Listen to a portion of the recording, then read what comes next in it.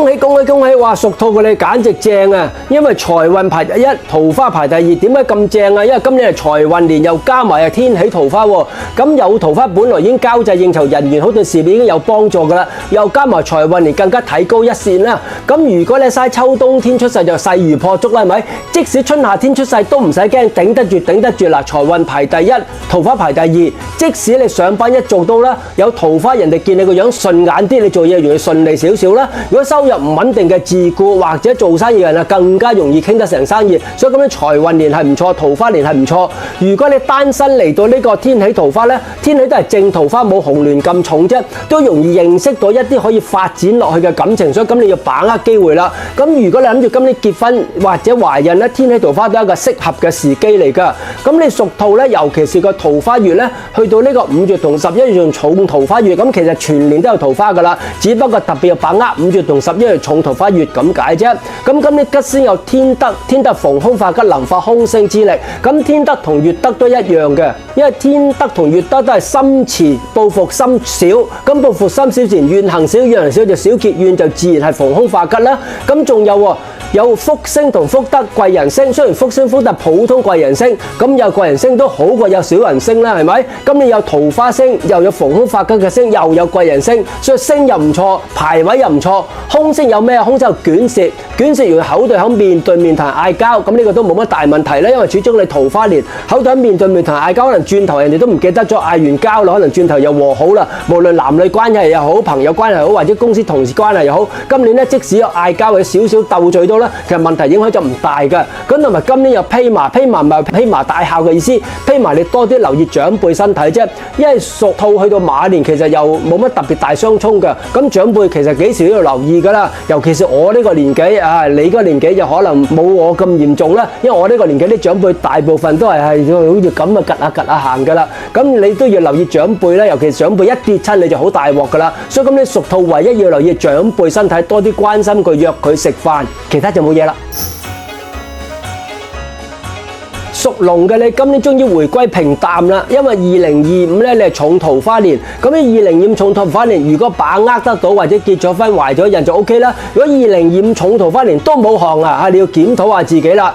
咁係究竟係自己眼角高定係冇交際，完全唔出街，所以識唔到人呢？咁但係即使2025識唔到人都唔緊要，因為2025個重桃花會延續到2026嗰個春天嘅，所以春天嚟講你屬龍都仲要把握機會，除非你好享受單身嘅生活，咁就唔使把握啦，係咪？有啲人唔中意拍拖噶嘛，我都有個男仔朋友唔中意拍拖嘅，佢係拍拖煩得滯，所以你無論男又好女又好，如果你唔中意拍拖呢，唔使把握桃花，淨係睇事業就得啦。咁因為屬龍今年嚟講呢，事業排第6都叫做中上嘅生肖，因為感情就排第10，事業排第6。咁感情方面，如果你唔中意有桃花都冇辦法啦。如果中意有桃花呢，除咗春季可以留意呢，都要留意呢個係農曆4月同10月都係重桃花月嚟㗎，所以春天跟住延續到4月，4月過咗仲有個10月啊，都仲可以把握嘅。咁事業方面今年嚟講都 OK， 因為今年吉先有天解解神，逢凶化吉，能發空星之力，同埋有八座有利地位提升。咁八座地位提升咧就對打工有幫助咯，因為今年係比較容易升職年。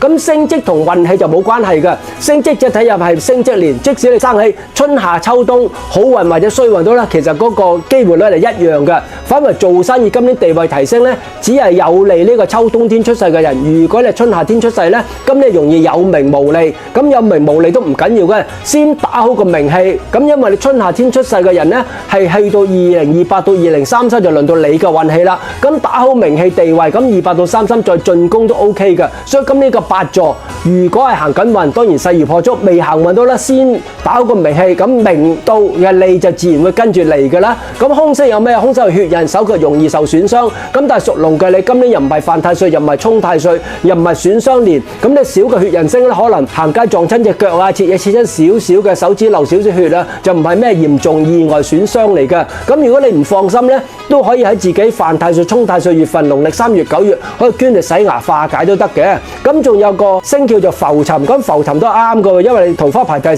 嗰個財運排第6，咁都叫中游生，叫浮浮沉沉，又唔係上得好快，又唔係話跌得好快。咁但係始終春季因為有桃花餘氣，都有機會咧睇高一線嘅。咁尤其做生意嘅人喺春季嚟講，盡量把握機會啦。屬蛇嘅你今年桃花都唔錯喎，都叫排第3，因為今年係戊水桃花年。咁雖然冇紅鸞天喜咁好啦，咁戊水桃花都叫做有桃花啦，係咪？咁你未有拖拍嘅戊水桃花，都叫嚟一段感情就一段感情，做生活多啲點綴下啦。如果結咗婚，好穩定嘅感情，呢個桃花都要化為人緣，對事業都有幫助噶。咁所以呢個桃花嚟講，一般嚟講，啲人成日講咩三角關係，我成日講啦，因為桃花同人緣咧同一個宮位嚟嘅，只不過你自己定力唔夠就變桃花，你定力夠就變人緣。咁其實好多時候睇自己，唔好乜都賴風水，又唔好賴個命啦。有時自己都有機會自己出問題嘅。咁同埋今年有個星叫墨月星，咁啊亦都有利地位提升。所以今年如果上班一族有地位提升嘅星，又有桃花星，老闆見你個樣咧都順眼啲。即使公司裁員到咧，可能財政你都覺得你順眼啲，留你喺度啦，都冇咁快輪到你嘅。雖然今年財運排第7，就冇咩大嘅突破，平平穩穩一樣啦。如果你生喺秋冬天，今年咧應該都係順序一路上緊嘅。咁如果你生喺春夏天，今年都係要宜守不宜攻。如果你發現2025已經好慢，咁2026更加慢啦，因為你2025係犯太歲，好棘手嘅。犯太歲容易影響情緒。如果犯太歲加埋你春夏天出世，又已經心情唔好，運氣又唔好，事業又唔好，咁你犯太歲咧就唔係即刻過嘅喎。因為我成日講咧，每年情緒會延續少少嘅。咁如果你發現你而家仲受呢個情緒影響，要提醒自己，因為有機會延續到整個春天都受負面情緒影響，盡快脫離呢個負面情緒，踏上呢個今年桃花年。咁如果你因為2025犯太歲分咗手咧，今年呢個咸池桃花就更加要把握啦。因為分咗手就喊得一句句，即使有啲霧水桃花，咁都叫做 OK 啦。又或者咧，原來霧水桃花拖到過咗呢個2026，拖到2027咧，就假桃花就變真桃花。所以霧水桃花未必一定係即刻嚟即刻走嘅，拖到就可以延續嘅。所以今年桃花年又有墨月星，有你地位提升。咁凶星有咩？有亡神喎。所以銀包啊、鎖匙啊、手提電話啲今年容易唔見。亡神係自己忘記咗，所以記住今年私人嘅嘢要留意。咁就有粒凶星叫做病符，病符係小疾病，但係你屬蛇咧，即係春天要留意啫，因為春天你都受犯太歲影響，都有機會體質麻麻地嘅。咁但係落到夏天正式受桃花年影響，咁你病符就唔係話好嚴重嘅。